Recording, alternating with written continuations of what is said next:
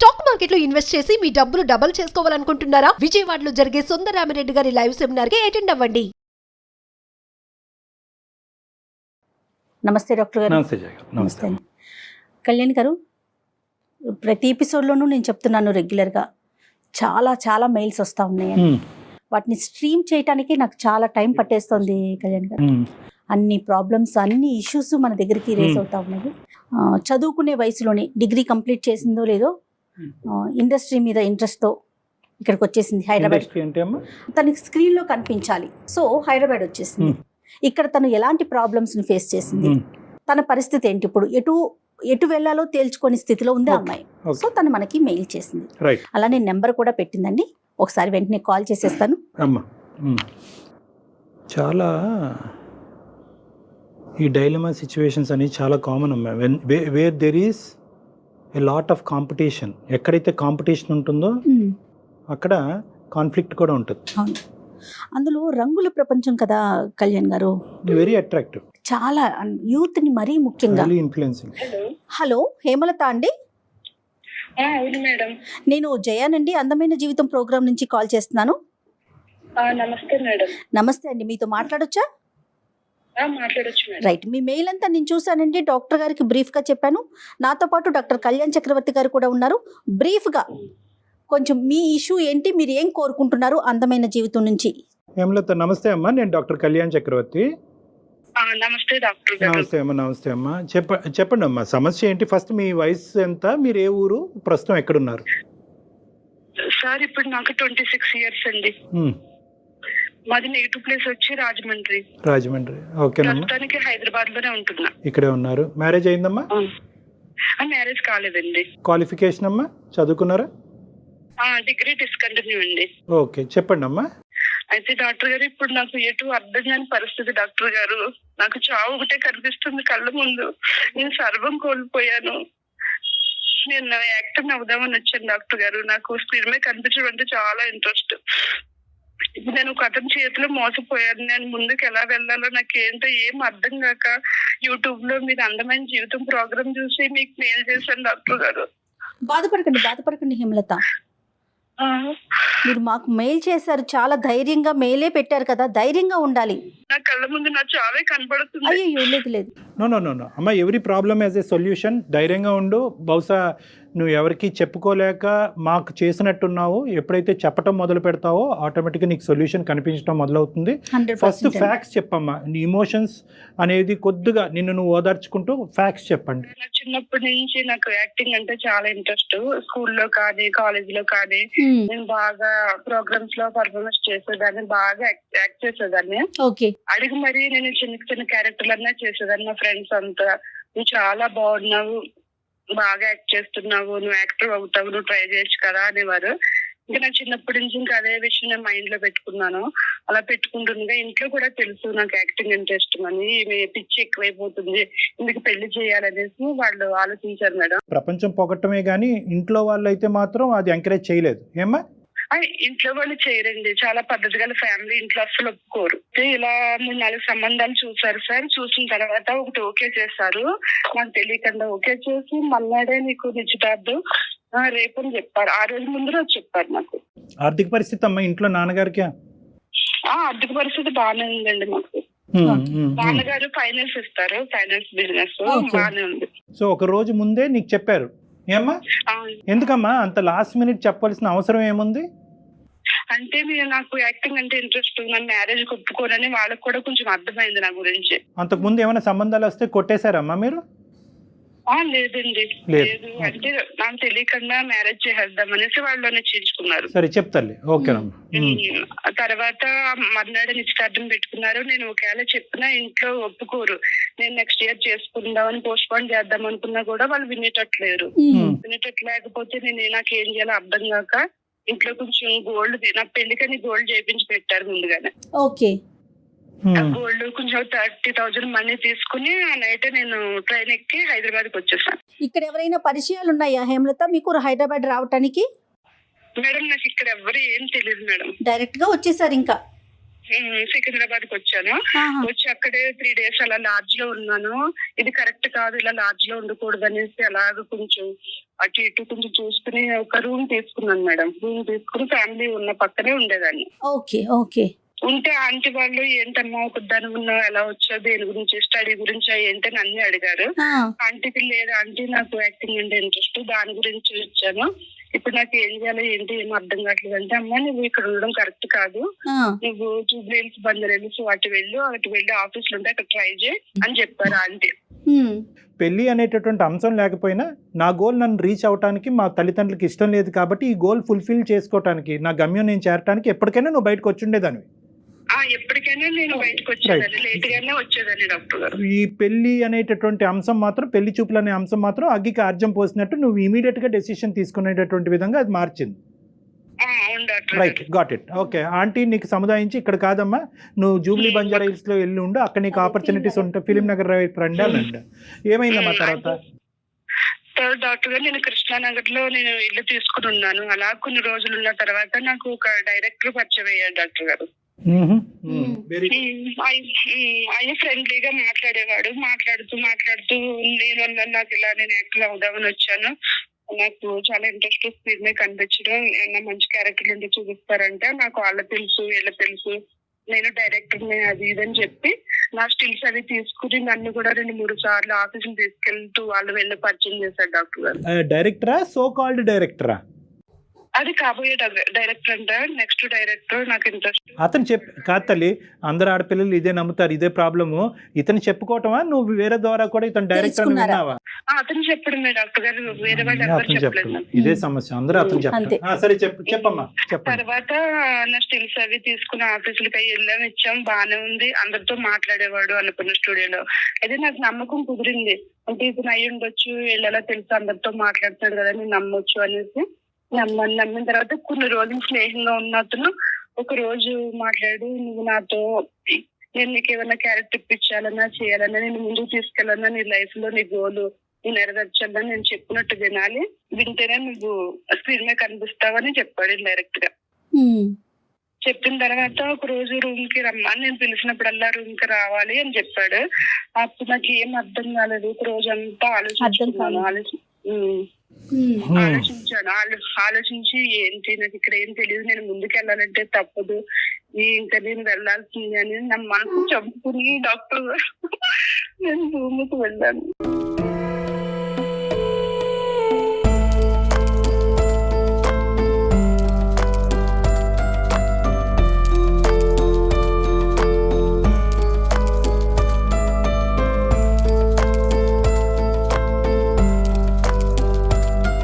ఇప్పుడు ఏం చేయం లాభం అమ్మా, అంబిషన్ ఉండొచ్చు కానీ అంబిషన్ ఆలోచన కప్పేయకూడదమ్మా. అంటే నేను ఎలాగైనా స్క్రీన్ మీద కనిపించాలనేది నేను ఆలోచించాను, కానీ నా కెరీర్ ఏమైపోతుందో నేను ఆలోచించుకోలేకపోయాను డాక్టర్ గారు. కెరీరే స్క్రీన్ అనుకున్నారు, స్క్రీన్ మీద కనిపించడమే మీ కెరీర్ అనుకున్నారు.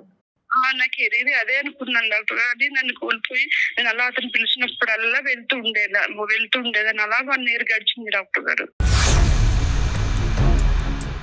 మరి ప్రశ్నించలేదమ్మా, రూమ్కి రమ్మంటున్నావు, పిచ్చి పిచ్చి పనులన్నీ చేస్తున్నావు, ఇప్పుడు అవకాశం ఏది అనేటటువంటి ప్రశ్న ఎప్పుడు అడగలేదా నువ్వు?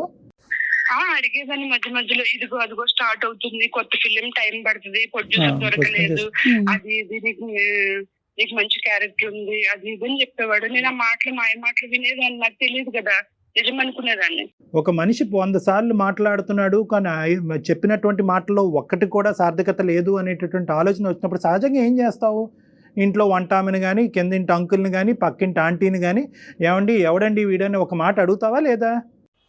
నేను ఎవరిని అలా అడగలేదండి, అదే నేను చేసిన తప్పు. ఏంటి 1 year పాటు గుడ్డిగా నమ్మేశాను. నాకు ఆఫీస్ నుంచి ఫోన్లు వచ్చాయి. డౌట్ రాలేదా హేమలత మీకు? చెప్పండి.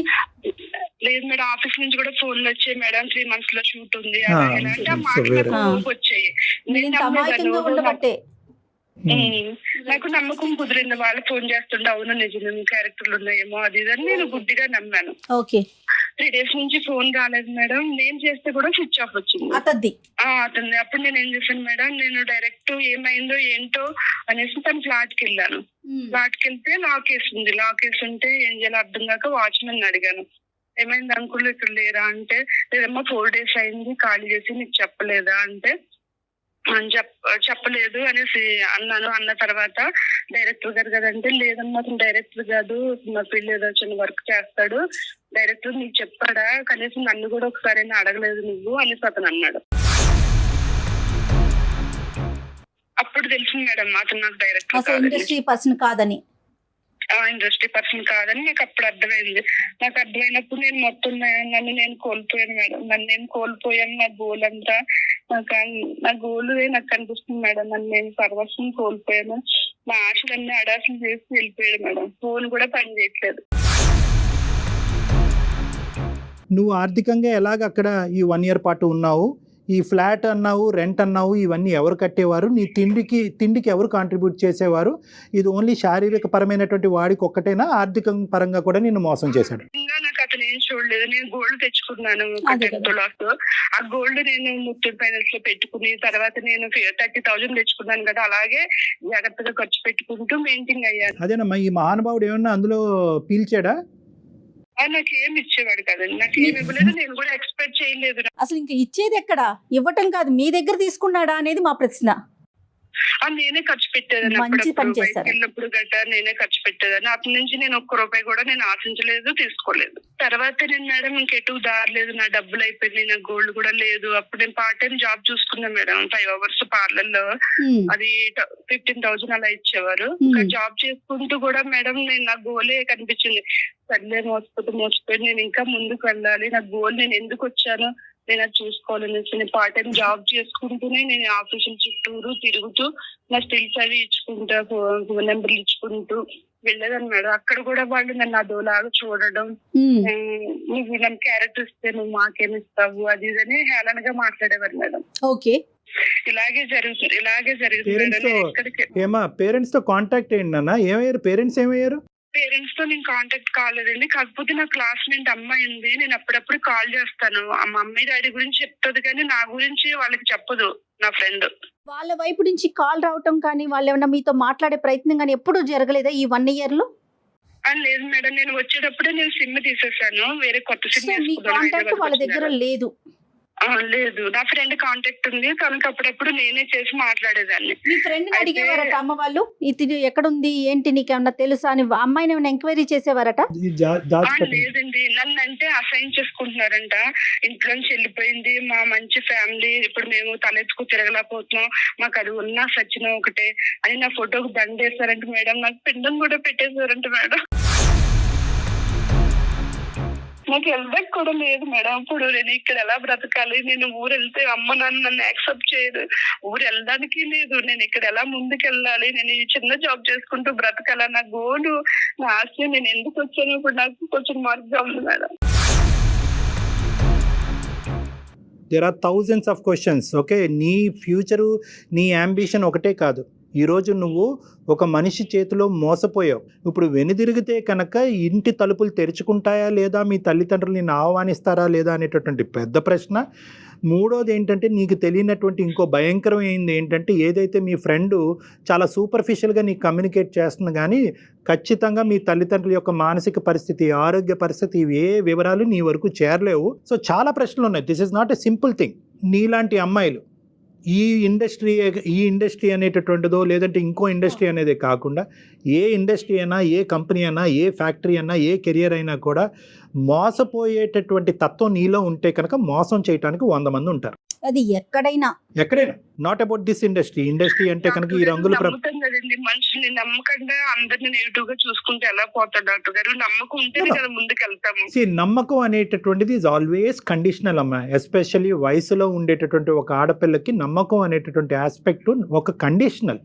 జడ్జిమెంట్ అనేటటువంటిది కండిషన్. నీకేమైంది అంటే కనుక వెనక ముందు నీకు ఒకటే కనిపించింది, నీ అంబిషన్ ఒకటే కనిపించింది, నీ కెరియర్ ఒకటే కనిపించింది. 100 అయినా 106 సాధించాలని అనుకున్నావు. ఎప్పుడైతే ఇంట్లోంచి బయటకు అడుగు పెట్టావో, నేను తప్పు చేస్తున్నానని నీ మనస్సాక్షికి తెలియటంతో ఏంటంటే ఎప్పటికైనా వెనక్కి వచ్చి నా తల్లిదండ్రులు ఎదుర్కొంటా తలెత్తుకుని నేను ఇంత పెద్ద హీరోయినో ఏదో అయ్యాను అని చెప్పుకోవటానికి నువ్వేమైందంటే కనుక ఇంకా గుడ్డిగా నీ ప్రయాణం ఇంకా ముందుకు కొనసాగింది. సాక్రిఫైస్ చేసేసింది. చాలా మంది ఆడపిల్లలు జయగారు బయటకు వెళ్ళిన తర్వాత అప్పటి వరకు అంబిషన్ ఒక లెవెల్లో ఉంటుంది. ఎప్పుడైతే కనుక తల్లిదండ్రులకి కుటుంబానికి వ్యతిరేకంగా బయటకు అడుగు పెడతారో ఆ స్పీడ్ ఇంకా స్పీడ్గా పెంచుతారు. ఆ స్పీడ్లో కాస్త ఆలోచన అన్నది నాశనం అయిపోతుంది. వాళ్ళు ఇబ్బందులు పడినా కూడా స్పీడ్ పెంచుతారంటారా? ఇప్పుడు ఈ అమ్మాయి ఆ అంకుల్ని ఎప్పుడు మాట్లాడింది, కరెక్ట్ కాదు అని ఒక్క మనిషి చెప్పాడు తన జీవితంలో. అంతే. 10 మంది చెప్పినా కూడా నమ్మకుండా కదా. ఒక్క మనిషి ఎప్పుడు చెప్పాడంటే కనుక ఫోన్ కాల్ ఎత్తకపోయేటప్పటికి చెప్పాడు. అతను అడిగింది. అంటే అప్పటి వరకు వేరే వ్యక్తిని ఈ వ్యక్తి గురించి తెలుసుకోవాలని ఎందుకు అనుకోలేదంటే అతను మాటకారే అయి ఉండొచ్చు, మోసగాడు అయి ఉండొచ్చు, ఇదంతా వేరే విషయం. కానీ బహుశా ఈ మనిషి గురించి నేను ఎంక్వైరీ చేసినట్టుగా ఈ మనిషికి తెలిస్తే కనుక రేపొద్దున వచ్చిన అవకాశం పోతుందేమో, ఆ సపోర్ట్ కూడా ఉండదేమో. సపోర్ట్. సో ఇప్పుడున్న పరిస్థితిలో హేమ, ఇప్పుడు 2 థింగ్స్. ఒకటి, ఎందుకు ఇలా జరిగింది అనేటటువంటి అంశం గురించి మనం డిస్కస్ చేసుకోవటం. 2, నీ మనసులో ఇప్పటికీ కూడా ఏంటి నీ అంబిషన్, నీ గోల్. ఇంత దెబ్బతిన్న తర్వాత ఈ దెబ్బని మళ్ళీ దాన్ని మళ్ళీ హీల్ చేసుకుని ముందుకెళ్ళటమా, లేదంటే తగిలిన దెబ్బ చాలు అని చెప్పి వెనుదిరిగి అమ్మాల దగ్గరికి వెళ్ళటమా? నీ థాట్ ప్రాసెస్ ఏంటమ్మా? డాక్టర్ గారు, నేను ముందుకే వెళ్దాం అనుకుంటున్నాను. నేను ఇంటికి ఏ మొహం పెట్టుకుని వెళ్ళను డాక్టర్ గారు. నేను కోల్పోయాను, నేను నాశనం అయిపోయాను. నేను ఎదురుగా కూడా వెళ్ళి మాట్లాడలేని పరిస్థితి డాక్టర్ గారు. నా గోలే కనిపిస్తుంది డాక్టర్ గారు. ఇప్పుడు కూడా నేను వెళ్ళలేను డాక్టర్ గారు ఇంటికైతే. గోల్ నీ గోల్ని తొక్కేసేయి. నువ్వు ఈ ఇండస్ట్రీలో కాదు, ఏ ఇండస్ట్రీలో ఉన్నా కూడా నీ అంబిషన్ నీ ప్యాషన్ తప్పు అనేటటువంటి అధికారం ఎక్కువ ఎవరికీ లేదు. ఎటొచ్చి ఏంటంటే వెళ్ళే విధానం, పద్ధతి, మార్గాన్ని సరైనది ఉందా లేదా అన్నది ఒకటి. రెండోది ముఖ్యమైనటువంటి అంశం ఇక్కడ, నీకు ఈ ఒంటరితనంలోనే మొత్తం సమస్యలన్నీ వస్తున్నాయి. నీకు పెద్ద ప్రాబ్లం ఏంటంటే నీకంటూ నిన్ను నమ్మి, నిన్ను అర్థం చేసుకుని, నీతో ఫ్రెండ్లీగా ఫ్యామిలీ మెంబర్లా మెలుగుతూ ఉండేటటువంటి ఒక స్వచ్ఛమైన, ఒక నమ్మకమైనటువంటి ఒక ప్రేమ లేకపోవటం ఈరోజు నువ్వు తప్పు చేయడానికి ఒక ప్రధానమైన కారణం. అవునండి, ప్రేమ లేక నేను అతను మాట్లాడి మోసపోయి కూడా నాకు ఎవరు తెలుసు. గురువు అమ్మ, మీ పక్కింటి అంకుల్ ఒక్క మాట చెప్పేటప్పటికి వాడు దొంగమ్మ అని 2 నిమిషాల్లో చెప్పాడు. అసలు ముక్కు మొహం తెలియని వ్యక్తితో సంవత్సరం పాటు మనిషిని నమ్మొద్దా అని ప్రశ్నిస్తున్నారు మీరు. ఎలా నమ్ముతారు? 1 సంవత్సరం పాటు ఎలా నమ్మి అతనితో ఉన్నారు హేమలత మీరు? ఒకటి అమ్మా, గుడ్డిగా గుడ్డి నమ్మకం ఇవేమీ లేదమ్మా. You had all the opportunities. నీ చుట్టుపక్కల అన్ని ఆపర్చునిటీస్ ఉన్నాయి. మీరేమి అడవిలోనో ఎక్కడోనో లేరు. ఒక డైరెక్టర్గా చెప్పుకునేటటువంటి వ్యక్తి డైరెక్టరా కాదా అని అడగటానికి ఎవరైనా సరిపోతారు. బేసిక్ క్వశ్చనింగ్ కూడా మీరు చేయలేదు. ఇది గుడ్డి నమ్మకం అనరు, దీన్ని పిచ్చి నమ్మకం అంట. ఏ నమ్మకం అయినా కండిషనల్. వినండి, చూడండి, ఆలోచించండి, అడగండి, అడిగి తెలుసుకోండి. అంతేగాని నేను విన్నాను, నేను చూశాను, నేను ఆలోచించాను కాబట్టి నా జీవితానికి సంబంధించినటువంటి నిర్ణయం నేనే తీసుకుంటానంటే కనుక అది పిచ్చి నమ్మకం అవుతుంది. ఎవరి ద్వారా ఇన్ఫర్మేషన్ రాబట్టాలి అంటే కనుక నిన్ను ప్రేమించి నిన్ను నమ్మేటటువంటి వాళ్ళ దగ్గర నుంచి ఇన్పుట్ కావాలి, ఒక గైడెన్స్ కావాలి, ఒక దారి చూపెట్టాలి. సో ఇప్పటికైనా నీ దారిలో నువ్వు ప్రయాణం చేస్తానంటే నో ప్రాబ్లం. వీరనారిలాగా నువ్వు పోరాడాలి అనుకుంటే కనుక నీ గమ్యం చేరేంత వరకు నువ్వు పోరాడాలంటే పోరాడు, కానీ సపోర్ట్తో పోరాడు. ఇప్పటికీ కూడా మీ తల్లిదండ్రులు ముసుగులో పెట్టద్దు. ఎంత తల్లిదండ్రులైనా ఎంత పిండం పెట్టినా ఎంత దండేసినా కూడా అది నీ కోపంతోనే వేశారు, కానీ నీ మీద ప్రేమ లేక కాదు. వాళ్ళని మాత్రం నీ జీవితంలో డిలీట్ చేయొద్దు ఎప్పటికీ కూడా.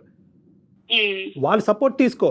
అమ్మ నాన్న నా చేతి తప్పు జరిగింది, నేను తెలుసో తెలియకో ఒక డిప్రెషన్లోనో, ఒక పిచ్చితనంలోనో, ఒక మాటల్లో మాయలోనో గారెడ్లోనో పడి నేను మోసపోయాను.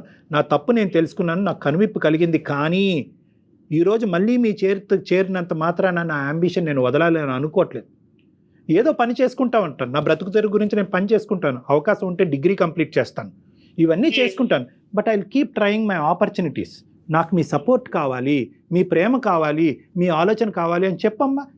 ఎలాంటి తల్లిదండ్రులైనా కరగటానికి గ్యారంటీ. కొంత నగలు తీసుకుంది, ఒక 30,000 తీసుకొని సిటీకి వచ్చేసింది, ఇండస్ట్రీలోకి రావాలనుకుంటుంది. దానికంటూ కొన్ని క్వాలిఫికేషన్స్ ఉండాలి కదా, కొన్ని అర్హతలు ఉండాలి కదా. అవి తన దగ్గర ఏమున్నాయో అవన్నీ చూడకుండా బ్లైండ్గా ఎవరిని పడితే వాళ్ళని నమ్మేసి నేను మోసపోయానని చెప్పి వెనక్కి వెళ్ళి ఆలోచించుకొని నాకు ఇండస్ట్రీ మీదే ఇష్టం ఉంది, నేను ఇండస్ట్రీలోనే బతుకుతానంటే ఎలా సాధ్యమవుతుందండి? మనలో ఉన్నాయి ఏంటి, ఆ క్వాలిటీ ఏంటి అనేది ఆలోచించుకోవాలి కదా హేమలత. ఇప్పుడు మీ చుట్టూ చదువుకునేటప్పుడు ఉన్న నలుగురు జేజేలు కొట్టచ్చు, మీరు ఆ మహాద్భుతం, అబ్బా మీరు సూపర్ అని చెప్పొచ్చు. కానీ మన ఊరు మన ఇల్లు వేరు, ఒక ఇండస్ట్రీ వేరు కదా. నీకు ఇండివిజువల్ గా ఒక అసెస్మెంట్ ఉందా? Point number 1. నీ టాలెంట్ ఏంటి, నీ స్కిల్ ఏంటి అనే అసెస్మెంట్ ఉందా? నెంబర్ 1. నెంబర్ 2, ఇక్కడ రిస్క్ అసెస్మెంట్ చేశారు. ప్రతి అమ్మాయికి ప్రతి అబ్బాయికి ఇదే చెప్తాను, ప్రొఫెషన్ అనేటటువంటి దాంట్లోకి ఎందులో ఉన్న దిగాలి అని అనుకుంటే, మీ తల్లిదండ్రులకు కానీ ఎవరికైనా నచ్చినటువంటిది ఉంటే కనుక, మీరు అనుకున్నదే గెలవాలి అనే ఆలోచన మీకు ఉంటే కనుక, ఫస్ట్ మీరు చేయవలసింది రిస్క్ అసెస్మెంట్ చేసుకోండి. అక్కడ ఏంటి లాభం, ఏంటి నష్టం, ఈ 100 మంది వెళ్తే కనుక ఎంతమందికి అవకాశాలు ఉంటాయి. ఇప్పుడు ఇంజనీరింగ్ స్టూడెంట్స్ ఉన్నారనుకోండి, 100 మంది వెళ్తే కనుక 30 మందికో 40 మందికో ఉద్యోగం రావచ్చు. సినిమా అనుకోండి ఏ 1000 మందిలో ఒకరికి వస్తుందో, ఏ 1,00,000 మందిలో ఒకరికి వస్తుంది. సో ఇక్కడ రిస్క్ ఎక్కువ ఉంది. సో కాంపిటీషన్ ఉంది. ఆ రిస్క్ భరించాలి అంటే కనుక ఆర్థికంగా మీకు ఒక స్థితిగతి ఉండాలి, సో మోరల్గా మీ తల్లిదండ్రులు టాలెంట్ ఉండాలి, మోరల్గా మీకు ఒక సపోర్ట్ ఉండాలి. ఎన్ని అవకాశాలు టాలెంట్ ఉంది, నేను చాలా బాగా యాక్ట్ చేస్తాను, నాకు నమ్మకం ఉంది నా మీద. కానీ సపోర్ట్ కావాలి కదమ్మా, నమ్మకం ఒకటి సరిపోదు. ఇక్కడ ఏంటంటే పెద్ద లోపం ఏంటంటే నీకు ఎవరు సపోర్ట్. నీ టాలెంట్ బయటకు తీసుకురావడానికి ఒక మార్గం ఉండాలి కదా హేమలత. అందుకని మీకు కనిపించిన ప్రతిదాన్ని అదే మార్గం అని వెళ్ళిపోతున్నారు కదా, అది కాదు కదా. అంటే ఇక్కడ నిన్ను నిరాశపరిచేటటువంటి విధంగా మేము మాట్లాడట్లేదమ్మా, నిన్ను ప్రోత్సహిస్తున్నాను. బహుశా ఇంకొకళ్ళు అయితే కనుక ఏమంటారంటే, పడిన కష్టాలు పడ్డావమ్మా, ఎందుకు ఈ గోల, వెళ్ళి చిన్నపాటి ఉద్యోగం చేసుకోని. కానీ నువ్వేంటంటే ఇంత దెబ్బ తగిలిన తర్వాత కూడా నా నమ్మకం దీని మీదే ఉంది, నా ప్యాషన్ ఇదే ఫుల్ఫిల్ చేసుకోవాలని అన్ని గట్టిగా అంటున్నావు. కాబట్టి నేనేమంటున్నానంటే you can carry forward, no problem. కానీ నమ్మేటటువంటి దాంట్లో ఒక విధమైనటువంటి కండిషన్ అన్నది ఉండాలి, తల్లిదండ్రుల యొక్క సపోర్ట్ అనేటటువంటిది ఉండాలి, గుడ్డి నమ్మకం అన్నది ఉండకూడదు. నీకంటూ నిలదొక్కుని ఒక ప్యారలల్గా ఒక ప్రొఫెషన్ చేసుకుంటూ, వీలుంటే డిగ్రీ కంప్లీట్ చేస్తూ, సినిమాకి సంబంధించిన ఏదైనా కోర్స్ కంప్లీట్ చేసి, ఒక సరైనటువంటి వ్యక్తి ఎవరైనా నీకు దారి చూపెడితే ఆ దారిలో నడుచుకుని ముందుకెళ్ళటం అన్నది బెటర్. సరే డాక్టర్ గారు, థాంక్స్ అండి. ఓకేనా, ధైర్యంగా ఉండండి Hemalatha. Reconnect with your parents. వాళ్ళు మీ అమ్మ నాన్న తిట్టచ్చు, కొట్టచ్చు, ఏ చేసినా పర్వాలేదు, మనం చేసినటువంటి తప్పుకి ఆ మాత్రం శిక్ష అనుభవించక తప్పదు. At the end of the day they are your parents. వెళ్ళి వాళ్ళని కలిసి జరిగిందంతా చెప్పి క్షమించమని అడిగి తర్వాత మీ కెరీర్ గురించి నేను చెప్పిన విధానంగా ఆలోచించడం ప్రారంభించండి. ఓకే అమ్మా, all the best. Right Hemalatha, God bless you అమ్మా, టేక్ కేర్. థాంక్యూ. సింధూరు సినిమాలో మనం ఏదో ఒక చిన్న బిట్టు చూస్తాం, చాలా ఇవి ఉన్నాయమ్మా, ఇవి చాలా. కానీ ఇప్పటికీ ఇలా ఉన్నారా అండి? నాకు అంటే మనం పాతకాలం హీరోలు హీరోయిన్లు ఎక్కువగా హీరోల గురించి వింటూ ఉంటాం, వాళ్ళ స్టోరీలు చెప్పినప్పుడు నేను ఇంట్లో నుంచి వెళ్ళిపోయాను, మెడ్రాస్ వెళ్ళిపోయాను, ఒక రూమ్ లో ఉన్నాను, ఇలాంటివి వింటాం. ఈ రోజుల్లో కూడా ఆడపిల్లలు అయ్యింది ఎలా ఆలోచన, ఎవరైనా కూడా 95% మంది ఏంటంటే కనుక సంపాదన ఉండాలి, నేమ్ అండ్ ఫేమ్ ఉండాలి అనేటటువంటిది ఆలోచన సర్వసహజంగా ఉంటుంది. మీరు ఇందాక అన్నారు ఒక మాట, రంగుల ప్రపంచం అన్నారు. సో ఈ రంగుల ప్రపంచంలో ఏంటంటే మనకు కావాల్సింది కావాలి అని అనుకున్నప్పుడు ఏం పోతుంది, సైమల్టేనియస్గా ఏం పోతుంది అనేటటువంటి అసెస్మెంట్ కూడా మనకు కరెక్ట్గా ఉండాలి. టైం వేస్ట్ అవ్వచ్చు, డబ్బులు పోవచ్చు, మోసగించేటటువంటి మనుషులు ఉండొచ్చు, ఇవన్నీ తట్టుకుని నేను నిలబడగలనా అనేటటువంటి ఇండివిజువల్ అసెస్మెంట్ అనేది హేమ చేయలేదు ఇక్కడ. ఇండివిజువల్గా చేయలేదు. ఏం చేసిందంటే కనుక ఒక మనిషి కనిపించాడు, నమ్మాడు, అందులో కొట్టుకుపోయింది. వీడు ఎవరు, ఏంటి, ఎలా అనేటటువంటి ప్రశ్నలు తన మనసులోకి వచ్చినా కూడా అవి చంపేసుకుంది. సో ఈ ఇండస్ట్రీయే కాదు జయ గారు, ఏ ఇండస్ట్రీలో అయినా కూడా మనకి ఇండివిజువల్గా ఆ రిస్క్స్ అనేటటువంటిది మనం భరించగలమా, తట్టుకునే కెపాసిటీ మనకు ఉందా లేదా అన్నది చూసిన తర్వాత నా అనేటటువంటి వాళ్ళతో తోడుగా ప్రయాణం చేయాలి, కానీ ఒంటరిగా ఇలా ప్రయాణం చేయాలి. 100% ట్రూ డాక్టర్ గారు, 100% అండి. నమస్తే అండి, ఇంకొక ఎపిసోడ్తో మళ్ళీ కలుద్దాం. నమస్తే.